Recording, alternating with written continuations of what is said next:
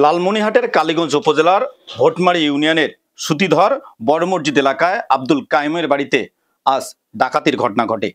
আমরা এই বাড়ির প্রত্যক্ষদর্শী এবং এই বাড়ির লোকজনের মুখেই সেই ডাকাতির বর্ণনা শুনব। কালকে রাতের বেলা ঘুমাচ্ছিলাম, তখন মনে হয় আনুমানিক রাত 3টার মতো হবে। হঠাৎ করে আমার দরজায় একটু জোরেই শব্দ হয়, যেটাতে আমার ঘুমটা ভেঙে যায়।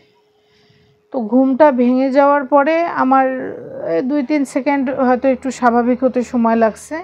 তারপরে আমি পাশ ফিরি।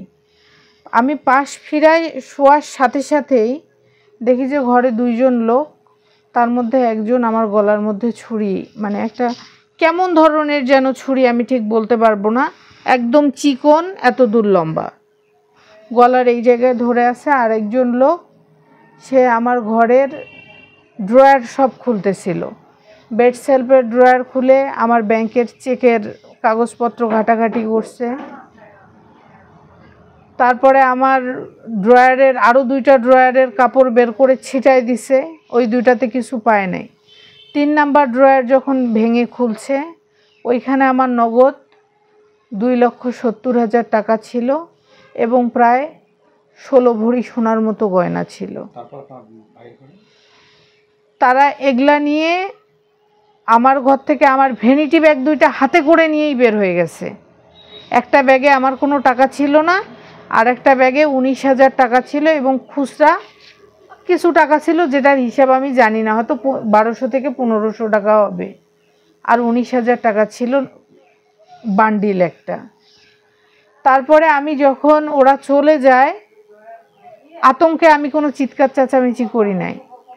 তারপরে আমি যখন আমার বাবার ঘরে আসি, আমার বাবা হজে যাবেন, আজকে তার টাকা রিয়াল করার কথা।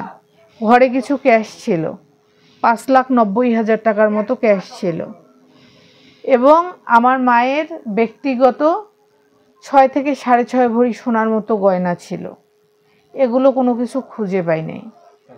আমার ভাইয়ের ঘরে যাই, আমার ভাইয়ের ঘরে গিয়ে দেখি তার ঘরের আলমিরার গোপন যে লকার, সেই লকারটা একদম তালা সহ উকড়ায় ফেলে ভাঙা। ওইখানে আমার ভাইয়ের বিয়ে হয়েছে 7-8 মাস হয়। মোহরানা বাবদ ভাইয়ের বউকে কিছু গয়না দিয়ে মোহরানা শোধ করে নিয়ে আসছি, সেই গয়নার 1 সুতা পরিমাণ পাওয়া যায় নাই। আমার ভাইয়ের ওই ড্রয়ারে নাকি কত টাকা নিয়ে গেছেন, কতগুলো স্বর্ণ? সব মিলায় স্বর্ণ প্রায় 25-26 ভরি স্বর্ণ হবে, আর নগদ টাকা 9 লাখ 9.5 লাখ টাকা হবে। আচ্ছা, এরা কারা, এরকম মনে ধারণা হচ্ছে কারা? না, আমি কাউকে সন্দেহ করতে চাই না, তবে আমি এটুকু জানি, হয় পরিচিত জন কেউ অথবা পরিচিত জন কেউ ইনফরমেশন দিছে, না হলে এত নিখুঁতভাবে একটা ডাকাতি সম্পন্ন করা সম্ভব না।